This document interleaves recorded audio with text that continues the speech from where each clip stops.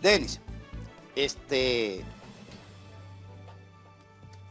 hay una postura regularmente que, sobre todo en los bordes radicales, para la derecha o para la izquierda, hubo un concepto, por ejemplo, en Europa, de la sociedad fabiana, que era una postura de, digamos, de la transformación, pero gradual, pensando en que los extremos tienden a romperse.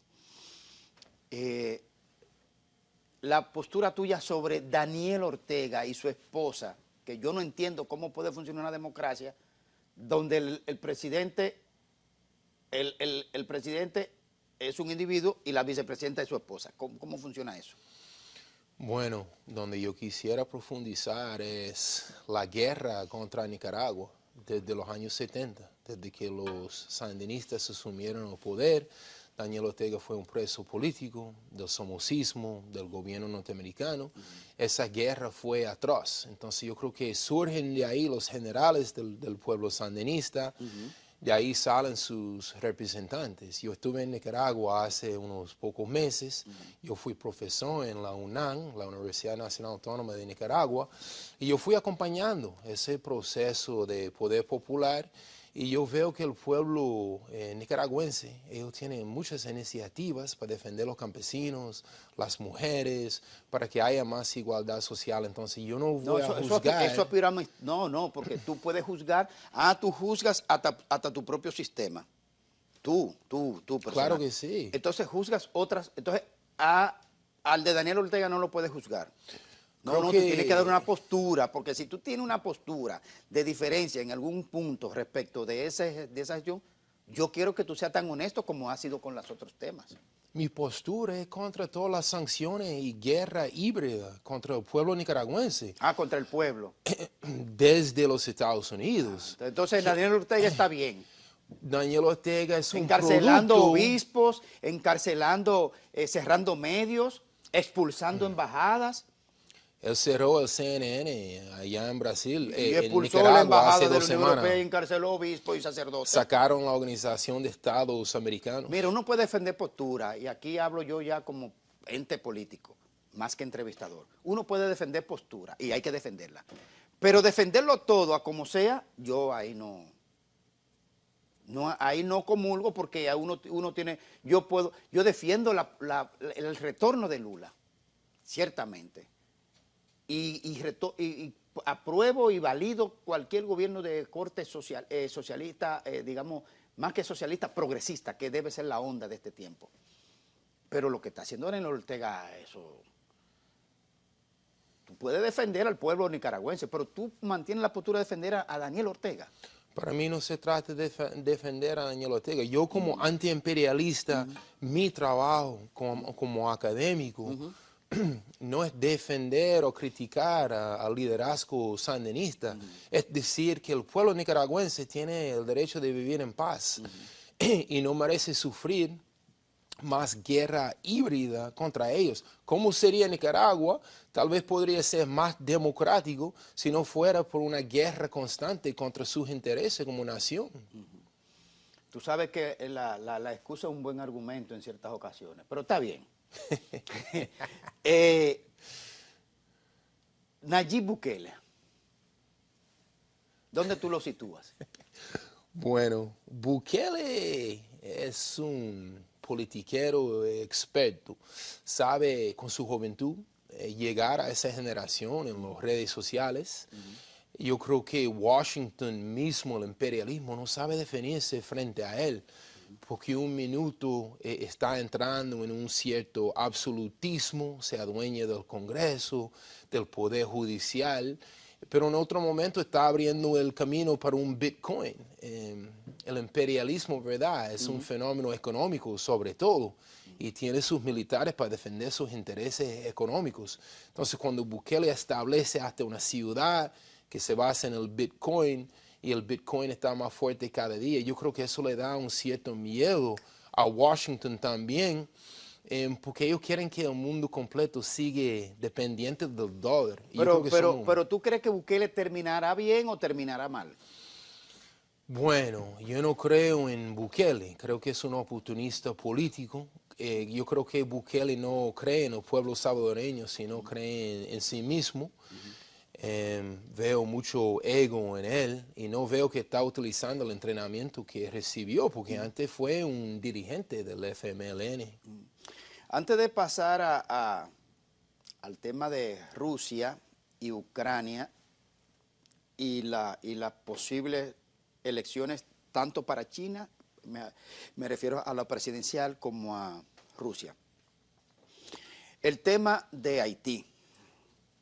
El primer ministro Ariel Henry, en una base escasísima legitimación, producto del asesinato por sicariato internacional del presidente Jovenel Moïse.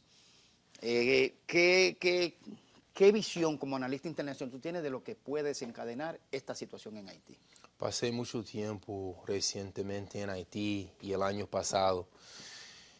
Cuando el pueblo haitiano se lanza a las calles buscando reivindicaciones sociales, eso no es una crisis, es una rebeldía. Es una rebeldía igual que la rebeldía de aquí, de 1916 hasta el 1924, contra la ocupación norteamericana de la República Dominicana. Igual que la rebeldía del tiempo de Camaño y Francisco Domínguez y esos generales que dirigían el pueblo dominicano contra la ocupación extranjera. Entonces el pueblo haitiano no... El coronel Fernández Domínguez. Ajá. Fernández Domínguez, sí. Y el Francisco Camaño de Ño. Sí. Entonces el pueblo haitiano no quiere otra invasión, otra ocupación. ¿No quiere? No quieren. Ya han estado ocupados 5 veces en los últimos 100 años. Siempre hay resistencia contra esas ocupaciones que son ultrajes. Dejar que se autocanibalicen. Primeramente, dejar... No sería así, porque ¿quién es que controla Haití económicamente, diplomáticamente, militarmente? Es la embajada norteamericana, sí. Son los servicios de inteligencia, el Pentágono, el Departamento de Estado. Entonces, eso de que Haití necesita más de eso, para mí es un error grave. Haití, entonces? Autodeterminación, que lo dejen en paz. La Organización de Estados Norteamericanos, Perdóname. Las Naciones Unidas. Perdóname. De la misma manera que el humanismo, como concepto de extensión de cada ser humano, los demás seres humanos son una extensión de mi propia humanidad. En eso está basado el concepto del humanismo. Y esa búsqueda constante de mejoría del concepto del ser humano y de su entorno se extrapola porque las instituciones son una extrapolación, una extensión del pensamiento de los humanos, ¿verdad? Entonces, si hay una conciencia universal de que las naciones no son un ente individual por sí solo, sino que es un concierto de entidades. ¿Por qué dejar entonces que un país se desangre en una cuasi guerra civil? Los que son responsables por la enfermedad no van a ser responsables por la cura. El pueblo haitiano que tiene que ser dueño de su propio destino. El pueblo haitiano es una palabra intangible. El pueblo haitiano es un grupo humano con una historia, con una lengua, con una religión, con un pasado. Ese es el pueblo, ¿verdad? Que se constituye luego en una nación. El liderazgo haitiano, Denis, ¿qué es lo que va a hacer el liderazgo haitiano? Porque el pueblo haitiano sabemos que es un pueblo desvalido que necesita asistencia. Pero el liderazgo haitiano, Denis, que ahí que deben dirigirse el discurso, la atención. Ariel Henry, Jovenel Moïse, Michel Martelly, las 3 expresiones ejecutivas del PHTK, el partido que está en el poder, obviamente no reflejan los intereses del 99.9% del pueblo haitiano. No, claro que ellos no. viven allá en Pétionville, tienen sus mansiones, ¿verdad? Y ellos son los lacayos del capital extranjero. ¿Pero qué hacer con ellos, Denis? Tú que has visto tanto, tú que has observado, como lo has dicho, más 70 países, que tú has observado procesos, has visto muchos procesos difíciles y otros democráticos. ¿Qué debemos? ¿Qué digo yo debemos? ¿Qué debe hacer el liderazgo haitiano? La visión de largo plazo para mí tiene que involucrar el asunto de reparations, por todo el saqueo que el imperio francés, el imperio norteamericano ha hecho a Haití. Haití tiene grandes recursos hasta el día de hoy, oro, y todos los minerales que se necesitan para una avioneta, para un celular y la mano de obra, por supuesto. No queremos ver más explotación, más opresión, más mal comprensión de lo que es la historia haitiana. Entonces, el gran liderazgo hoy, que nunca va a aparecer en CNN o en ningunos medios corporativos, ellos están exigiendo no a una invasión y que lo dejen en paz y que el pueblo haitiano puede determinar su propio destino. Ahora, claro, va a ser difícil, hay pandillas, ahí está el barbecue, Jimmy Cherizier. La situación allá es bastante compleja, pero la demanda número uno tiene que ser autodeterminación. Muy bien, mira, quien te habla ha trabajado con funcionarios haitianos, porque trabajé 4 años con la oficina de los fondos europeos, 4 años, y tuve que despachar con ellos y estar en otras reuniones que aunque yo no tomaba decisiones, pero tenía que formar parte de lo que ahí se trabajaba. Y vi constantes en el comportamiento del liderazgo haitiano que asistía a esas reuniones. Siempre al final trataban de torpedear los procesos de soluciones a problemas. Te digo yo que viví 4 años y que viajé bastante a Haití. Y es cierto que en el pasado Francia explotó, Estados Unidos interviene, Canadá se aprovecha, todo el mundo se aprovecha. Pero un liderazgo se va a pasar 300 años siguientes lamentándose de lo que hace 300 años que pasó. En ningún momento yo Pero va a tener... continúa, esa explotación continúa. Pero todos los países tenemos problemas, Denis. ¿Por qué el liderazgo haitiano? Yo que soy un hombre ya entrando en la madurez, nunca he escuchado, Denis, nunca en mi vida, que el liderazgo haitiano haya resuelto un problema haitiano. Uno. Y se va a pasar la vida entera en ese quejumbre. Mira, Jean-Bertrand Aristide fue presidente electo democráticamente 2 veces y 2 veces los gringos le dieron un golpe. Para mí sería una propaganda fuerte decir que el pueblo haitiano no tenga liderazgo honesto, liderazgo de gran compromiso. No, yo no hablo propaganda. No, yo no estoy diciendo tú. No, yo no pero hablo yo propaganda. escucho muchas veces que no se puede confiar en los líderes haitianos. Pero está bien. No, pero que es verdad, yo lo viví. Yo lo he vivido allá en los barrios haitianos, que sí hay voceros que son desinteresados. Pero eso no van a decidir nada, porque eso es lo único que reciben. Bueno, ahí es que está el problema. No, eso lo que reciben es el embate de la pobreza y de la falta de liderazgo responsable del liderazgo haitiano. Pero se van a pasar la vida llorando que nos explotaron en el pasado y nunca van a decir, vamos a comenzar a hacer algo. Nadie está llorando. Ellos se han lanzado a las calles para ser los arquitectos de su propio futuro. Bueno. Yo creo en ese liderazgo, un liderazgo popular, esos burócratas, y no estoy juzgando tu opinión o con quién tú trabajaste, pero hay una gran separación en Haití, es muy simbólico porque ellos viven allá en las montañas donde hay mucha brisa y hay mansiones y castillos. No, pero yo no estoy criticando al pueblo haitiano de base, no, imposible, yo no sería capaz de hacer eso. Ellos son el resultado de 500 años de pillaje, claro. ¿Qué va a pasar con Ariel Henry? Ariel Henry es otro títere, es ¿Pero otro qué va a pasar vendido. con él? ¿Qué va a pasar No con él? fue ¿Lo elegido. sacan de Haití o muere en una incursión violenta para sacarlo del poder? Casi lo guisaron hace un par de semanas.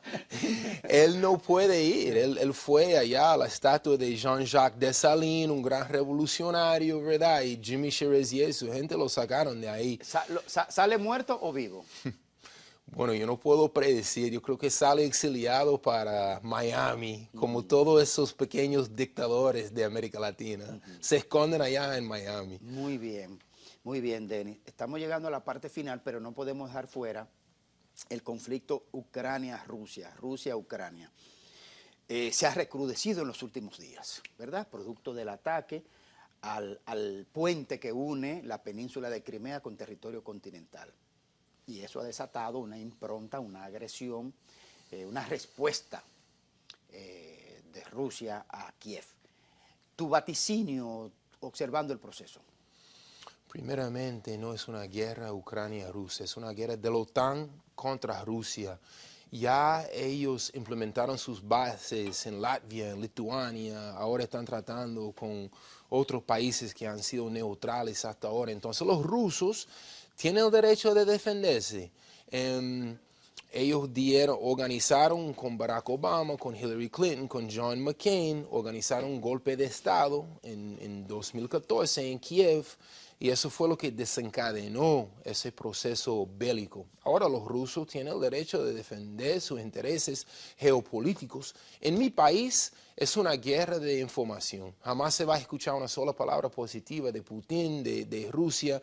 Y yo no estoy diciendo que es admirable lo que han hecho, pero si los gringos tuvieron invasores en sus fronteras, en Hawái, en Canadá, en México, ellos estuvieron defendiendo sus intereses como quieren. Entonces yo veo el principal agresor, el gobierno norteamericano con su brazo militar, el OTAN, que se quieren adueñar de toda Europa y toda Rusia, y el pueblo ruso es un pueblo nacionalista y se han parado a defenderse. Entonces cuando sus puentes son bombardeados, cuando su infraestructura es un blanco de esas operaciones bélicas del OTAN y de los servicios de inteligencia norteamericana, ellos tienen el derecho de defenderse. Ahora, matar inocentes, las familias ucranianas que están atrapadas en el medio, eso obvio es algo trágico. Pero yo creo que el principal responsable es el OTAN. Se está hablando de un nuevo orden mundial. Realmente hay una recomposición del balance de poder. Europa como que no se acaba de definir su bloque unitario de postura en el concierto de situaciones mundiales, sino que siempre va de la mano de la opinión de Estados Unidos o de los intereses de Estados Unidos. ¿Es así? En estos días estamos viendo grandes protestas en la República Checa, en Alemania, en Francia, porque todos los titulares dicen ahora que el pueblo francés, el pueblo alemán, los pueblos europeos tienen que hacer un gran sacrificio para defender la democracia en Ucrania. Esos son sus titulares. Y los pueblos europeos no están comiendo ese cuento. No. Están cansados de ser colonias, las nuevas colonias de los Estados Unidos.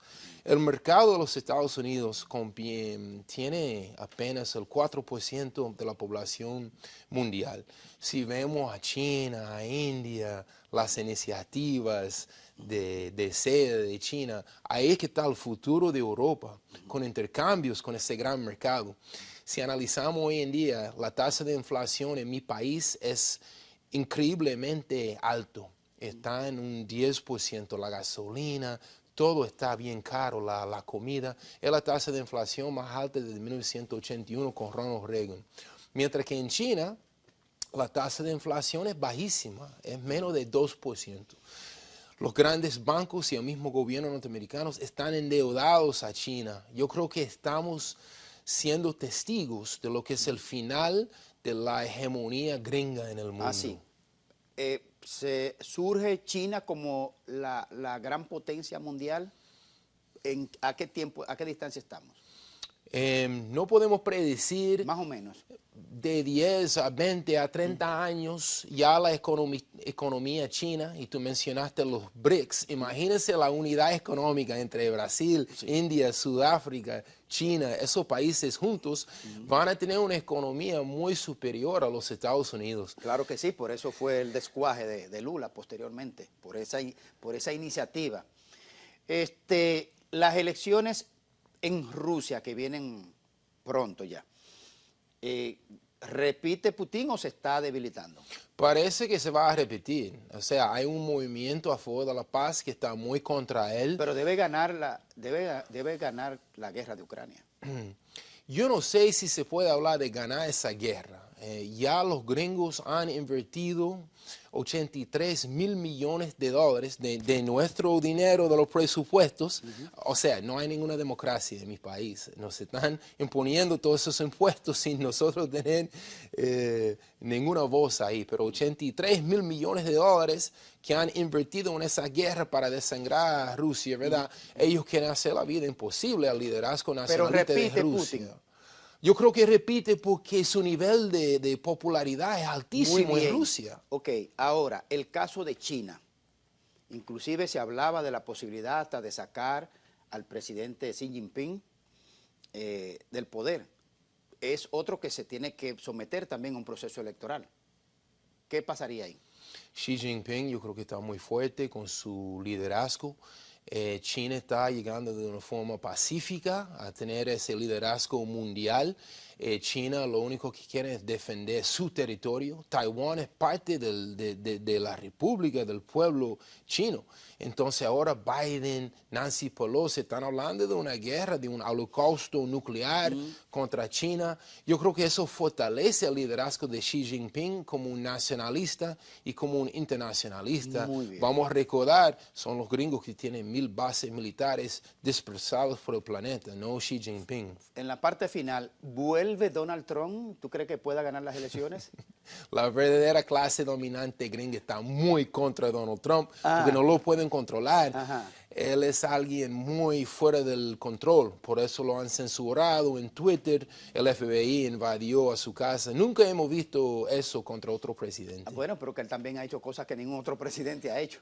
Está loco, sí, pero representa también el desánimo y la ira, especialmente de la clase trabajadora blanca. Denis, un placer conversar contigo, realmente es una conversación desafiante, podemos seguirla en privado en otro momento, pero te voy a hacer la última pregunta, que es la pregunta del bolsillo. Tú la lees, ojalá la pueda descodificar adecuadamente. Porque tú habla español, pero ojalá puedas decodificar la lectura. Depende de su caligrafía, ¿no? Exactamente. Conociendo la cultura política dominicana, ¿tú crees que Leonel Fernández vuelve al poder? He vivido aquí a través de los años, comenzando en 1997. Conozco bien lo que fue el Partido Reformista, el balaguerismo, el PLD, ahora la Fuerza del Pueblo, el PRD, el PRM. Dios mío, en todos mis años aquí, con esos grandes partidos tradicionales, no he visto ningún cambio concreto. He visto migajas. El pueblo está cansado de migajas. El pueblo quiere su propia panadería donde fabricar su propio pan con dignidad, desde los guaricanos hasta Navarrete. En definitiva, ¿sí o no? No me interesa. Muchas gracias. Solo el pueblo puede salvar al pueblo. Muchas gracias. A ustedes gracias por acompañarnos. Nos vemos en un próximo encuentro casi personal.